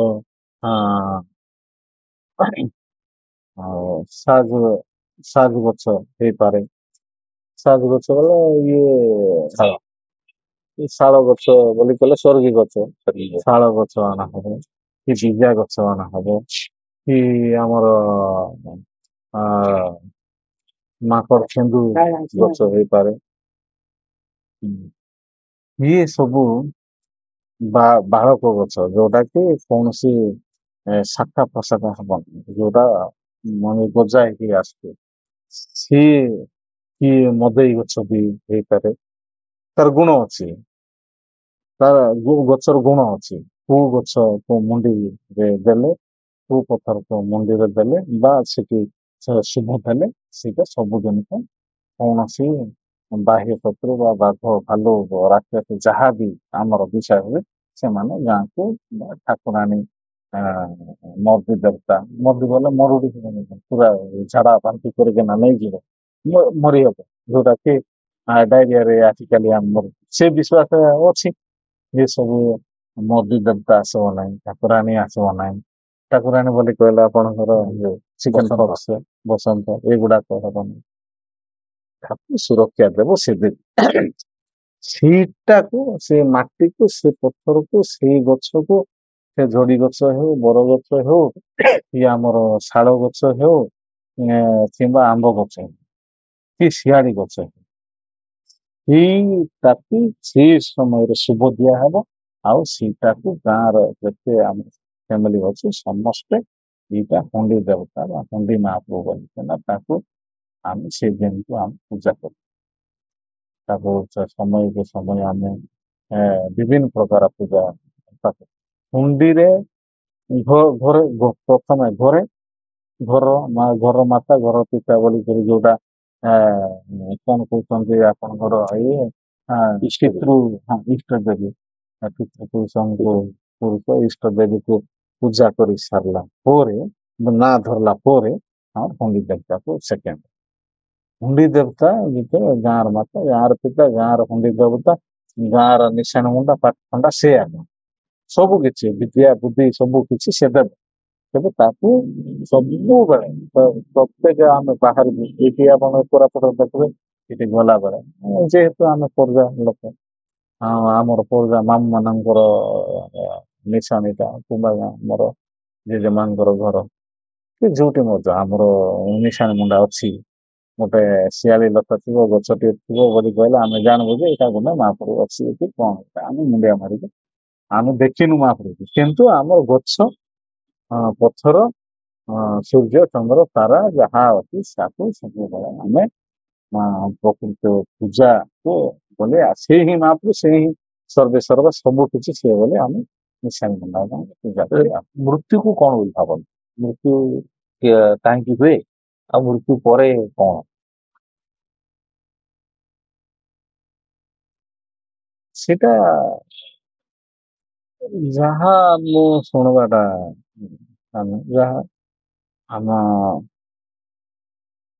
ବାପା ମା କି ଜେଜେ ବାପା କି ଗାଁର ଆମର ବଡ଼ ଲୋକମାନେ କହିବା ହିସାବରେ ଆମର ମହାପ୍ରଭୁ ଯେତେବେଳେ ଆମକୁ ଜନ୍ମ ଦିଏ ଯମ ବୋଲି ବିଶ୍ୱାସ ଅଛି ଆମର ଯମ ରାଜା ବୋଲି ଅଛି କଣ ତାଙ୍କୁ କଣ ପାତାଳପୁର ବୋଲି ଅଛି ମତ୍ସ୍ୟପୁର ଅଛି ମାନେ ସ୍ୱର୍ଗପୁର ଅଛି ଆମର ତିନିଟା ଏଇଟା ଗୋଟେ ଆମର ପର୍ଜା କୂଳେ ଅଛି ପାତାଳ ମତ୍ସ୍ୟ ତାପରେ ସ୍ୱର୍ଗ ପରେ ମହାପ୍ରଭୁ ମାନ ଥିବେ ଯୋଉମାନେ କି ଭଲ ଅଛି ଯୋଉଟା କି ସୂର୍ଯ୍ୟ ଚନ୍ଦ୍ର ତାରା ସେଟା ମାନକା ମହାପୁରୁ ସେମାନେ ସେଠି ରହିବେ। ସେମାନେ ବି ଏ, ଯାହା ସେମାନେ କହିବେ ସେ ସ୍ୱର୍ଗପୁରରୁ ଆସିବେ କଣ କେତେ କେତେବେଳେ ଦେଖିବେ ଉଲ୍କା ଯାକ ଖସିବ ସେଟା ଆଜି ଆଇ ନାହିଁ ହଁ ଅମୁକ ମହାପୁରୁ ବୋଲି ଆମେ କହିବୁ ଆଜି ବଡଙ୍ଗରେ ଅନେ ଦାଦି ବୁଢାଇ ଚୁରିଲା ତିନିଟା ଆଠା ବୋଲି କହିଲେ ପ୍ୟାର ସେ ଆମର ଓଡିଆରେ ବୋଧେ ଖୁସି କହୁଛନ୍ତି ପିଉସୀ ପିଉସୀ ପିଉସୀ ନାନୀକୁ ସେମାନେ ବହୁତ ପାୱାରଫୁଲ ବୋଲି ଆମେ ମାନୁ। ଆତାର ଶୀତଳ ଗଣେଶ ଭଉଣୀ ଆତା ଏ ଦୁଇ ଜଣ ବହୁତ ମାନେ ଶାନ୍ତ ପିସ୍ ଆମକୁ ସୁରକ୍ଷା ସବୁ କିଛି କଲକି ଡାକିକିରି କଲକି ବୋଲି କହିଲେ ଜାଣିଛୁ ଆମେ ଧାନ ମାଣ୍ଡିଆ ରଖୁଛୁ କଲକି ଡୁଡି ଡାକିକିରି ଚାଙ୍ଗଡା ଡାକିକିରି କୁଲା ଡାକିକିରି ସେମାନେ ସେମାନେ ଡାକିକିରି ଅନ୍ୟାନ୍ୟ ବାହ୍ୟ ଶତ୍ରୁ ସେଇ ସବୁ ଯେମିତି କି ଆମକୁ ସେମାନେ ସୁରକ୍ଷା ପ୍ରଦାନ କରିବେ ସେମାନେ ମା ତ ସବୁବେଳେ ସୁରକ୍ଷା କରୁଛି ମା ତ ବଡ ନାହିଁ କିନ୍ତୁ ଇଏ ଆଶା ଭଉଣୀ ଆଉ କିଛି ନାହିଁ ସେମାନେ ବହୁତ ଶକ୍ତିଶାଳୀ ସ୍ନେହ ଶ୍ରଦ୍ଧା ମମତା ସବୁ କିଛି ଦିଅନ୍ତି ଏମାନେ ତେବେ ସେମାନଙ୍କୁ ବେଶୀ ମାନ ଦିଅନ୍ତି ତେବେ ସେମାନଙ୍କର ଜାକର ଅଛି ପୂଜା କରିବା ପାଇଁ ମିଶାଣି ତ ହେଲା ମିଶାଣି ମଣ୍ଡା ପରେ ବି ଜାକର ଜାକ ଅଛି ଯାକର ଗାଁର ଅଙ୍କ ଆମର ଆଟା ମାନେ ଆମର ଭଉଣୀ ମାନେ ଆମର ପୂର୍ବପୁରୁଷ ମାନେ ସେ ଝାଙ୍କରରେ ଏ କୀର୍ତ୍ତନ ସାହିର ଝାଙ୍କର ଗୋଟେ ଅଛି ଜାନି ଝାଙ୍କର ଅଛି ଝାଙ୍କର ଗଛ ଝାଙ୍କର ବୋଲେ ସେଠି ଆମର ମହାପ୍ରଭୁ ଅଛି ଆଉ ଝାଙ୍କର ଗଛ ଲତା ଅଛି ତାହେଲେ ସେ ଗଛ ଲତା କାହିଁକି ଆମେ ପୂଜା କରିବୁ ଯେତେବେଳେ ଆମର ଜେଜେବାପା ଜେଜେମା ସବୁ ଇଏ କଲେ ସେ ଆପଣ ଯେତିକି ଯାଙ୍କରେ ଯିବେ ସବୁ ମେଡିସିନ ଜିନିଷ ଗ୍ୟାରେଣ୍ଟି ଥିବ ସେ ପଇସା ହାଡ ଭଙ୍ଗା ଔଷଧ ଥିବ ଇଏ ମୂର୍ଚ୍ଛା ହଉଥିବେ ସେ ଔଷଧ ଥିବ କଣ ନା କଣ ଗୋଟେ ମେଡିକେଟେଡ ପ୍ଲାଣ୍ଟ ସେଠି ରହିବ ସେଇ ସବୁ ଭିତରେ ଆମର ଦେବତା ଅଛି ଆଉ ସେଇଟାକୁ ହିଁ ଯଦି ଆମେ ବିଜ୍ଞାନ ସମ୍ବନ୍ଧକୁ ଯଦି ଧରିବା ବୋଲେ ତାଙ୍କୁ ଯଦି ଲିଙ୍କ କରିବା ବୋଲିକି ନିଶ୍ଚୟ ମେଡିସିନ ପ୍ଲାଣ୍ଟକୁ ସେମାନେ ପୂଜା କରୁଛନ୍ତି କେମିତି ହେଇକିରି ମୃତ୍ୟୁ ସେମାନେ ଆମର ଯୋଉମାନେ ମାନେ ବି କହୁଛନ୍ତି କି ଯେତେବେଳେ ଆମେ ଜନ୍ମ ହଉଛୁ ଆମର ପାତାଳପୁର ମହିଷପୁର ଆହୁରି ସ୍ୱର୍ଗପୁର ଏ ତିନିଟା ନେଇକିରି ଆମେ ଯେତେବେଳେ ଜନ୍ମ ହେଲା ବେଳକୁ ଆମକୁ ଲେଖା ହେଇକିରି ଆସିଥାଉଛି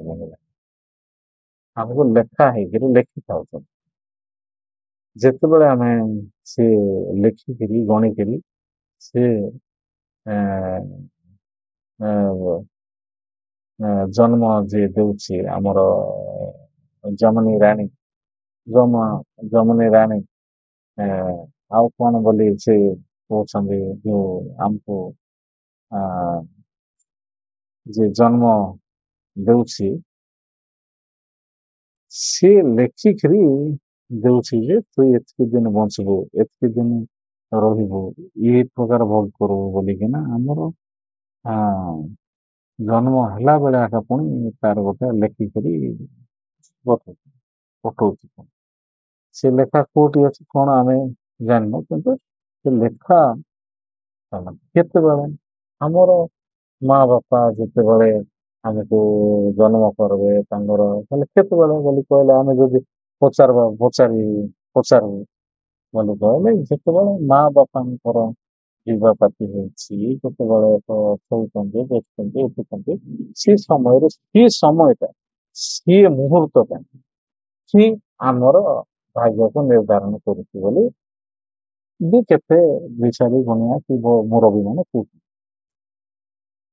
ସେ ଜନ୍ମ ହେଲା ପରେ ଜନ୍ମ ତ ହେବ ଜନ୍ମ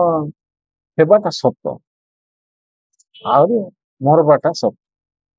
ଆହୁରି ସବୁ ମିକ୍ସ ଆହୁରି ମାପୁରୁ ସତ ବୋଲୁ ହେଲେ ମାପୁରୁ କେମିତି ସତ ଉଦୟ ଧର୍ମ ଦେବତା ଅଛି ବସୁମତୀ ଅଛି ବୋଲି କହିଲେ ମାପୁରୁ ସତ ଆର୍ ଜନ୍ମ ହେବାଟା ସତ ମହାପୁରୁ କୋଉଠି ଦେଖିବାଟା ନାଇଁ, ମାତ୍ର ଦେଖୁଛୁ ସେମାନେ ଯୋଉ ଆସୁଛନ୍ତି ଯେତେବେଳେ ଲୋକ ତାରା ଖସୁଛି କେତେ ହେଲେ ମରିଗଲେ କୋଉଠିକି ଯାଉଛନ୍ତି କି?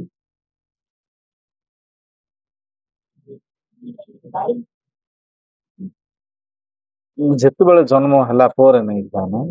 ମାର ଧର ପୃଥିବୀରେ ପଶୁ ଏ ଧରତୀ ମାତାରେ ଆମେ ପାଦ ଦଉଛୁ, ଆମର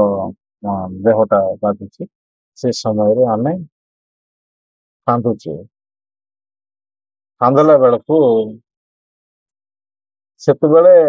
କାନ୍ଦିବାର ଆରମ୍ଭ ହେଲା ବୋଲି କହିଲେ ସଂସାରରେ ଆଇଲୁ ବୋଲି ପୁଣି ଆମର ପିଲା ଛୁଆ ଆମେ ମିଶା କଣ ଏଇଟା ମହିଷପୁରେ ବଡ ଦୁଃଖ, ସ୍ୱର୍ଗ ପରେ ବଡ ସୁଖ। ମହିଷପୁରେ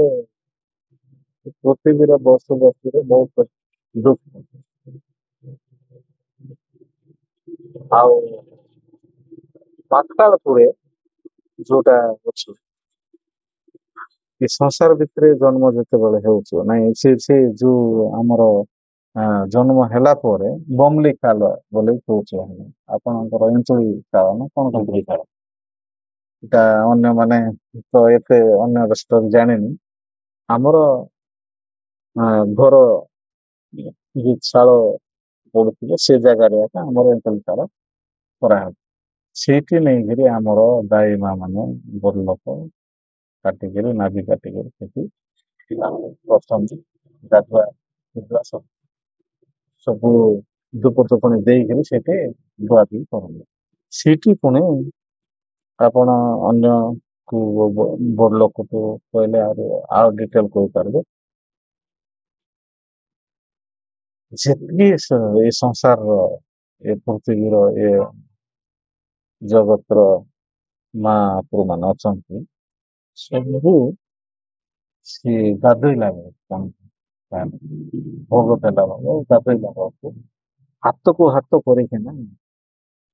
ସିଏ ମାନେ ରଖିଛି, ମାନେ ଭୋଗ ପିଲାର ହଳଦୀ ଲଗେଇକିରି ଆମେ କଣ କରିବୁ ସେଇଟା ହାତରେ ପଡିବ। କେତେ ମାନେ କେତେ ଆଶା, କେତେ ଭଉଣୀ, କେତେ ମହାପ୍ରଭୁ, କେତେ ଜମାରାଣୀ ଲେଖିବାର କେତେ ସଂସାର ଯେତେ ମହାପ୍ରଭୁ ପୁଣି ସେ କଣ ଇଏ କରୁଛନ୍ତି। କାହାର ୟାର ଯଦି କ୍ଷୀର ଦୁଧ କଦଳୀ ହେଇକରି ସେଠି ଆହୁରି ଧୁଆ ଧୁଇ ହବ କି ନାହିଁ, ସେତେବେଳକୁ ବି ଆର ଭାଗ୍ୟ କାହାର ଯଦି ଭଲ ମହାପ୍ରଭୁ ପାଖରେ ମାନେ ଆକାର ଶୀତଳରେ ପଡିଲା ବୋଲି କହିଲେ ସେଇଟା ତାର ଭାଗ୍ୟ ବି ଠିକରେ ଘଟବ ବୋଲି ସେଟା ବି ଗୋଟେ ବିଶ୍ୱାସ ଅଛି। ଆଉ ମଲା ପରେ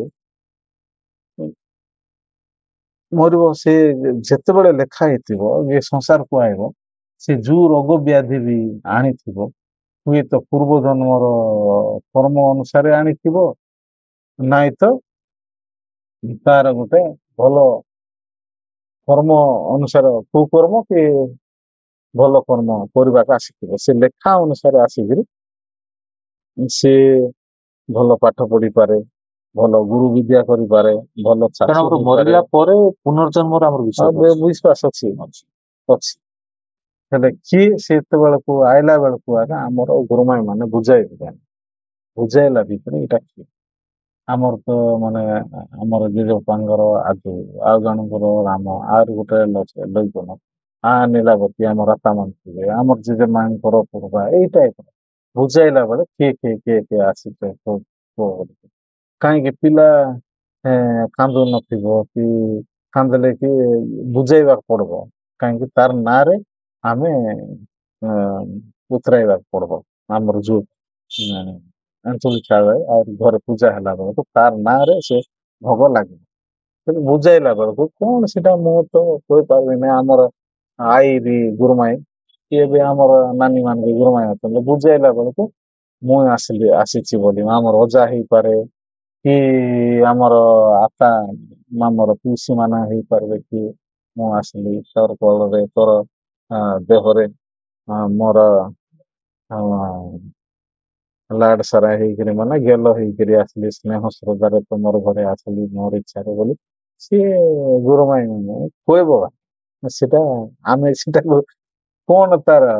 ବେତାଳ ହିସାବରେ କହିବ କି କଣ ଆମେ ଜାଣିନୁ, କିନ୍ତୁ ଗୁରୁମାଇ ବସାଇଲେ କିଏ ଆସିଲା ଶାନ୍ତାକାର ଭାଇନା କିଏ, ତାଙ୍କର ପୂର୍ବ ପୁରୁଷର କିଏ, ସେ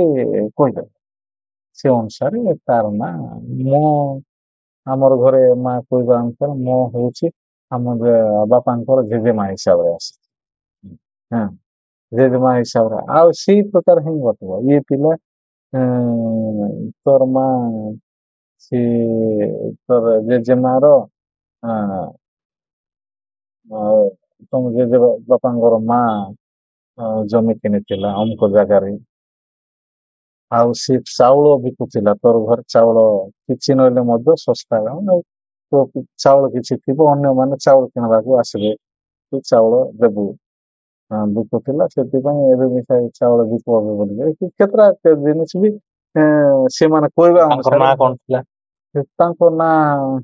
ତମ ନାଁ ତ ମଦନ, ତାଙ୍କର ନାଁରେ କିଛି କାଣି ଡକରି ବୋଲେ ମତେ କାଣୁ ଆକା ବୋଲି ଡାକୁଥିଲେ। କାଣୁ ବୋଲି ଡାକ। କାଣୁ ବୋଲି ଡାକୁଥିଲେ। ହଁ, ଆମ ଜେଜେ ବାପା ଜେଜେ ବାପା ରଖୁଥିଲା, ଆମର ଦିଶାରୀ ଥିଲା, ବଡ ଦିଶାରୀ ଆମ ଗାଁରେ ଯେତେ ଏବେ ଦିଶାରୀ ଅଛନ୍ତି, ଆମ ଗାଁରେ ଯେତେ ଦିଶାରୀ ଅଛନ୍ତି ଆମ ଜେଜେବାପାଙ୍କର ଶିଷ୍ୟ ମାନେ ସେଟା। କିନ୍ତୁ ଆମର କାନ୍ଦାନରେ ଆମ ବଡ ଭାଇ ଶିଖୁଥିଲା ଯେ, ଆଉ ଅନ୍ୟମାନେ କିଏ ଆମେ ଧରିପାରିବା ନା, ଆମେ ମୋ ଇଏ ଆଧୁନିକ ପାଠ୍ୟକ୍ରମକୁ ଆମେ ଗଲୁ ପାଠ ପଢିବାକୁ। ଏଇ ସବୁ ଯାକ ଭିତରେ ମଧ୍ୟ ଆମର କିଛି ହେଲେ ଲେଖା ଲେଖି ନାହିଁ। ଲେଖା ଲେଖି ନାହିଁ, ଲେଖା ଲେଖି ନାହିଁ। ନା ଆମର ଦିଶାରୀ ମାନଙ୍କର ଯୋଉ ପ୍ରକ୍ରିୟା ସେଟା ବି କୌଣସି ବହିରେ ଲେଖା ହେଇଛି, ନା ଇଏ ଯୋଉ କିଛି ବିଚାର ଯାକ କିଛି ଲେଖା ହେଇଛି, ନା କିଛି ଆମର ଲେଖାରେ କେବଳ ଯାହା ଆମର କାହାଣୀ ମାଧ୍ୟମରେ, କାହାଣୀ ମାଧ୍ୟମରେ ଇଏ ମୌଖିକ ହିସାବରେ। ଏବେ ମୁଁ ଯାହା ମୋର ମନରେ ଥିଲା, ମୋ ମାଇଣ୍ଡରେ ଯେତିକି ଥିଲା, ମୋର ମେମୋରିରେ ଶୁଣିବାଟା ସେଟା କହିଲି। ଆମେ ଗଲା ପରେ କିଏ ଶୁଣିଥିଲି ତ କହିବେ, ନହେଲେ ତ ଏମିତି ରେକର୍ଡିଂ ଯଦି ଆପଣ ମାନଙ୍କ ଭଳିଆ ଗୋଟେ ରିସର୍ଚ୍ଚ ରଖିବେ ବୋଲି କହିଲେ ପାଇବେ, ନହେଲେ ନାହିଁ। ହେଲେ ମରିଲା ପରେ ସେ କୁଆଡେ ଯିବ?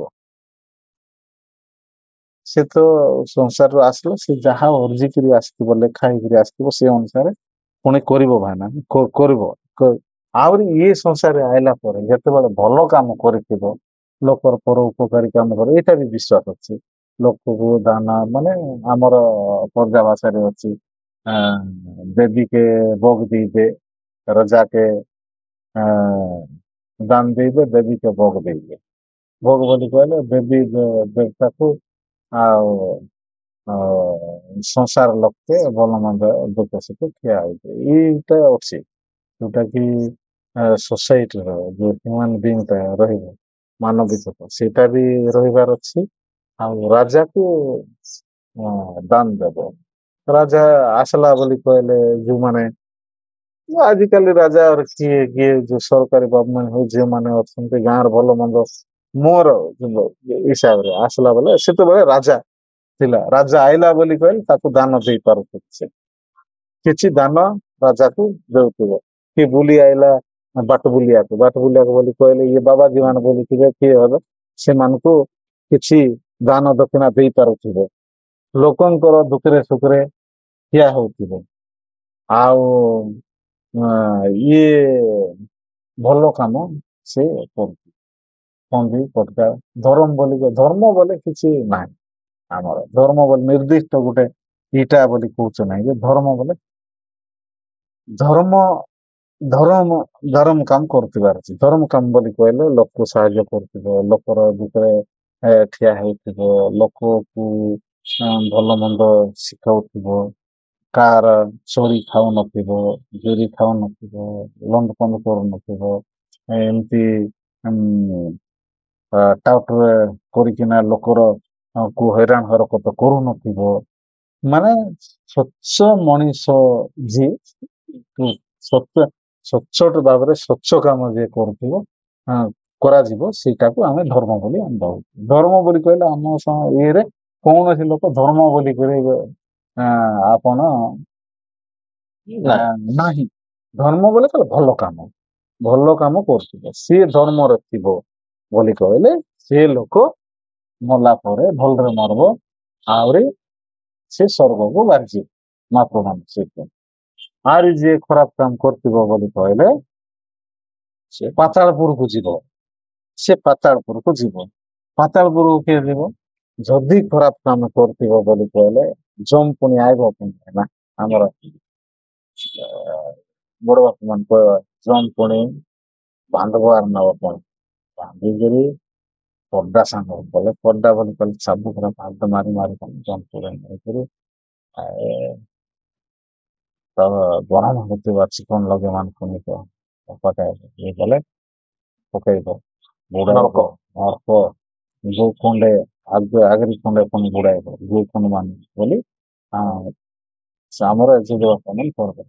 ହେଲେ ପାପ ବୋଲି କହିଲେ କଣ ଆଉ ବେଶୀ ପାପ କଣ ଲୋକର ମାଇଚିକେ ଅପହରଣ କରିବାଟା ବେଶୀ ପାପ ବୋଲି କହିଲେ ଲୋକର ଚୋରି ଖାଇବାଟା ଲୋକର ଧନ ସମ୍ପତ୍ତି ଉପରେ ଆଖି ପକେଇବାଟା ଆଉ ଇଏ ଚୋରି କରବାଟା ଦାରି କରବାଟା ଲୋକ ନର ମାରବାଟା ପୁଣି ଆର ମୁକ୍ତି ନାହିଁ ପୁଣି ଆମର ଭାଷାରେ ବୋଲେ ଆମର ପ୍ରଜା ପୁଣି ନର ମାରଲା ନର ମାରଲେ ଗୋଟେ ଦିଟା ଆମର ଆଡେ ତ ମୁଁ ଦେଖିଲି ଯାହା କହିବାଟା କୋଉ ଗାଁର ଦଶ ମିନିଟ ପୁରାର ଦେଖିଛି ନର ମାରଲା କିଛି ବାୟା ତାର ମାଇଣ୍ଡ କାମ କରବନି ପିଟି ଆକା ଦେଖାଇ ଯାଉଛନ୍ତି ନର ମାରବାଟା ଗୋ ଗୋକୁ ହେଲେ ଲାଗିବ ନହେଲେ ପୁଅକୁ ପୁଣି ଲାଗିବ ନର ଯଦି ମାରିଥିବ ବୋଲି ଗଲେ ମୁକ୍ତି ନାହିଁ ପୁଣି ଯଦି ଏମିତିକା ପାପ କରୁଥିବ ଲୋକ ହଇରାଣ କରୁଥିବ ଚୋରି ଚୋରି ଦାରି ଇଏ ନ ହତ୍ୟା କରୁଥିବ ବୋଲି କହିଲେ ଗୋକୁ ହେଲେ ଲାଗିବ ଭାଇନା ନହେଲେ ପୁଅକୁ ଲାଗିବ ଗୋକୁ ବୋଲି କହିଲେ ଘରେ ବାନ୍ଧିଥିବ ଆମେ ଚାଲବ ଗୋ ବୋଲି ଗୋମାତା ବି ପଟିକିରି ମରିଯିବେ କି ସେମାନେ ଅକାଳ ହେବେ ତୁମେ ଯେତେ କଲେ ଫଳ ଗୋମାତା ନାହିଁ ବୋଲି କହିଲେ ଆମକୁ ବଳ ନାହିଁ ନା ହଳ ଅଛି ଯାହାର ବଳ ଅଛି ତାର ତାଙ୍କୁ ହଳ ଭିସା କରବ ଗୋବର ବି ପାଇବ ସବୁ କିଛି ପାଇବ ତେବେ ଗୋକୁ ହେଲେ ଲାଗିବ ନହେଲେ ପୁଅକୁ ହେଲେ ପୁଅ ପିଲା ଥିବେ ନାତି ନାତୁଣୀ ଥିବେ କିଏ ଥିବେ ତାଙ୍କୁ ଲାଗିଯିବ ତେବେ ନର ମାରବାଟା ଚାରି କରବାଟା ଦାରି କରବାଟା ଚୋରି କରବାଟା ଏଇଟା ମାନେ ସବୁଠୁ ମହାପାପ ଏମାନେ ନରକକୁ ଆଗ ଯିବେ